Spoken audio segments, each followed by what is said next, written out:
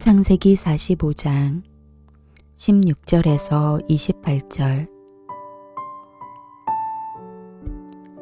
요셉의 형들이 왔다는 소문이 바로의 궁에 들림에 바로와 그의 신하들이 기뻐하고, 바로는 요셉에게 이르되 내 형들에게 명령하기를 너희는 이렇게 하여 너희 양식을 싣고 가서 가나안 땅에 이르거든 너희 아버지와 너희 가족을 이끌고 내게로 오라.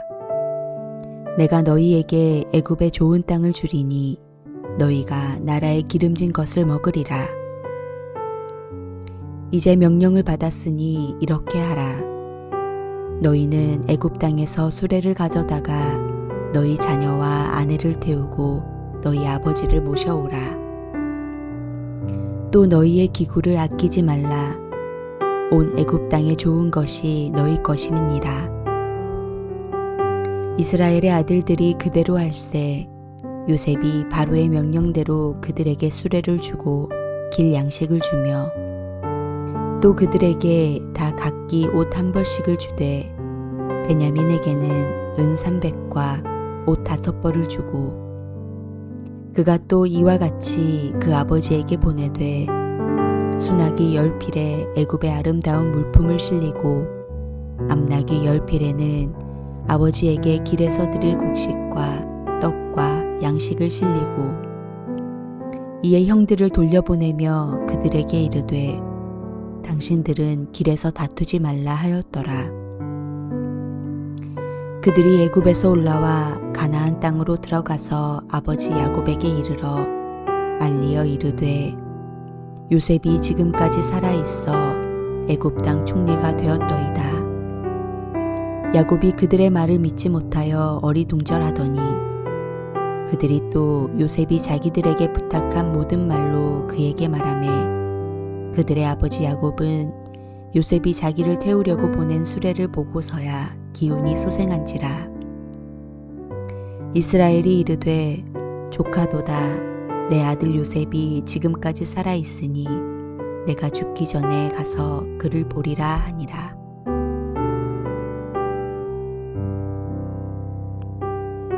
하나님의 약속은 반드시 응답됩니다. 하나님의 약속은 어떤 위기를 거칠지라도 반드시 응답된다는 것이 오늘 본문이 우리에게 주시는 메시지입니다. 사실 고난에는 하나님의 섭리가 있는데 그것을 모르기 때문에 괴롭고 어렵습니다. 그것을 알면 모든 것이 의미가 있습니다. 실패도 의미가 있고 고통에도 의미가 있습니다. 억울하게 애굽의 종으로 팔려가고 억울하게 감옥에 들어갔고 억울하게 세월들을 소망 없이 살았다 할지라도 나중에 보니까 하나님의 각본이었다는 것입니다.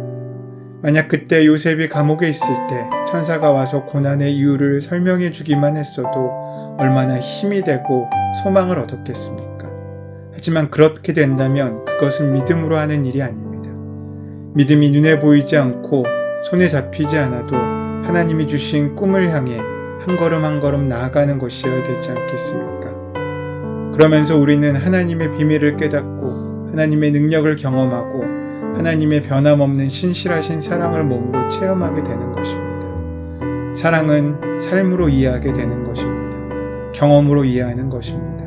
머리로 아는 것이 아닌 삶을 통하여 믿음을 통하여 맡긴 만큼 얻어지게 되는 것입니다. 우리가 살고 있는 이 세상에 있는 모든 약속들은 응답될 수도 있고 안 될 수도 있습니다. 하지만 오직 하나님의 말씀은 반드시 응답됩니다. 요셉의 삶 가운데 드디어 하나님의 약속이 이루어집니다. 오늘 본문은 요셉이 자신을 드러내고 형들을 용서하면서 창세기의 가장 드라마틱한 순간을 지나가고 있습니다. 이 모든 과정은 인간이 미처 예상할 수 없는 하나님의 섭리였습니다. 이제 요셉이 꾸었던 꿈의 나머지 퍼즐들이 맞추어질 차례입니다. 요셉의 형들이 왔다는 소문이 바로의 궁에까지 들렸습니다. 이 일로 바로와 그 신복들이 기쁨이 넘치게 되었습니다. 소식을 들은 바로와 신하들은 마치 자기들의 일인 양 함께 기뻐했고, 바로는 모든 가족이 이주할 수 있도록 파격적인 제안을 합니다. 이 사실을 통하여 우리는 애굽에서의 요셉의 위치를 확인할 수 있습니다. 사실 요셉의 형들은 먹을 것을 사기 위해 왔습니다. 이것은 양식을 구걸하러 온 것이나 다를 바 없습니다. 이런 상황인데도 불구하고 애굽의 왕인 바로와 그 신하들이 요셉의 형들이 왔다는 사실에 기뻐합니다. 이집트의 이런 호의는 요셉을 통해 경험한 구원에 대한 자연스러운 반응이었습니다. 왜 그랬겠습니까? 바로 요셉 때문이었습니다. 바로 요셉의 형들이었기에 환대하고 있는 것입니다. 하나님께서는 과연 아브라함의 자손인 요셉을 복의 통로로 세우신 것입니다. 기뻐하는 그들의 모습 속에서 행정가, 정치가 요셉이 애굽 사회에서 어느 위치에 놓여 있는지 얼마나 필요하고 중요한 사람인지를 우리는 짐작할 수 있습니다. 더 나아가 요셉이 그 주변 사람들에게 어떻게 대했는지도 미루어 짐작해 볼 수 있습니다. 일단 요셉은 형들을 가나안으로 돌려보냅니다. 먹을 것이 없어 굶주리고 있는 식구들을 위해서는 물론이고 아버지를 모시고 오게 하기 위한 까닭이었습니다. 아버지께로 돌아가는 형들에게 근심하지 말라, 한탄하지 말라. 내가 애굽으로 오게 된 것은 형들이 한 일이 아니라 하나님이 하신 일이라고 다시 그들의 마음을 안심시킵니다. 그리고 형제들에게 필요한 양식과 옷을 주며 당신들은 길 위에서 서로 다투지 말라고 신신당부합니다. 요셉에게는 새로운 고민이 시작됩니다. 그것은 먹는 것이나 사람들에게 높임을 받고자 하는 것이 아니었습니다. 바로 형들의 마음을 얻는 일이었습니다. 뒤바뀐 처지에 놓인 형들이 자기로 인해 소외당하면 안 되었고 또 형들이 설 자리를 잃어버리면 안 되겠다고 생각한 것입니다. 이것이 요셉의 고민이었습니다. 혹시 자신의 일을 놓고 서로 책임 공방하며 다툴 것 같아서 염려하고 있는 것입니다. 형제 간의 갈등이 대단원의 해결을 맞는 가운데 요셉이 보다 온전한 형제 간의 화해를 위해 노력하고 있는 것입니다. 형들은 요셉 덕분에 극진한 대접을 받고 돌아왔고 야곱은 드디어 요셉에 관한 소식을 듣습니다. 베냐민이 무사히 돌아올 수 있을까 하루하루 노심초사하며 기다렸을 야곱에게 이 모든 내용은 감당하기가 어려울 정도의 기쁘고 큰 소식이었습니다. 하나님께서는 야곱에게 신실하셨습니다. 응답하시고 보상하셨습니다. 말년에 기쁨을 주셨습니다. 시리에 차있던 야곱에게 이제 비전이 생긴 것입니다. 큰 슬픔 가운데 빠져 하루하루 생기를 잃어가던 그에게 다시 일어나고 살아가야 할 이유가 생긴 것입니다. 죽기 전에 요셉을 보겠다는 희망이 그에게 생긴 것입니다.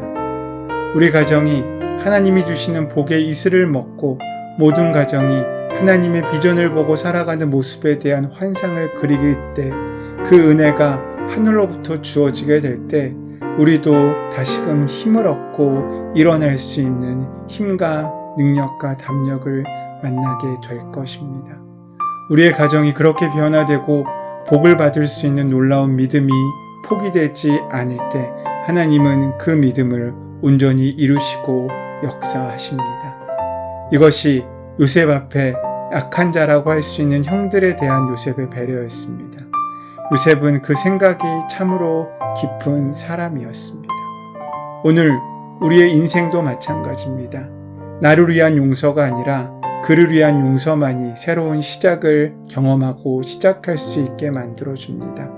오늘 요셉은 그렇게 형들에게 새로운 미래를 주었고 아버지에게 새로운 길을, 새로운 미래를 열어주게 되었습니다. 오늘 우리에게 주시는 귀한 은혜와 능력으로 말미암아 우리 삶에도 하나님의 귀한 미래가 새롭게 열리게 되기를 소원하고 축원합니다. 그런 하루로 주님과 동행하며 사시는 저와 여러분 되시기를 간절히 소원합니다.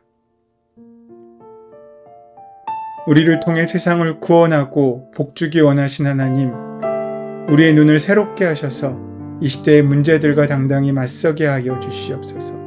그래서 나의 복이 우리의 복으로 그 지경이 넓어질 수 있도록 인도하시고 역사하여 주시옵소서. 우리 모든 기도의 간구를 들으시고 응답하실 줄 믿사오며 감사하며 예수님의 이름으로 기도드립니다. 아멘. 이제 오늘 허락하신 말씀을 깊이 묵상함으로 오늘 나에게 주시고 허락하시는 말씀의 복으로 만나게 되기를 바랍니다. 우리의 삶의 모든 문제와 간구를 이 시간 하나님께 온전히 맡기시고 기도하는 시간 가지도록 하겠습니다. 함께 기도합니다.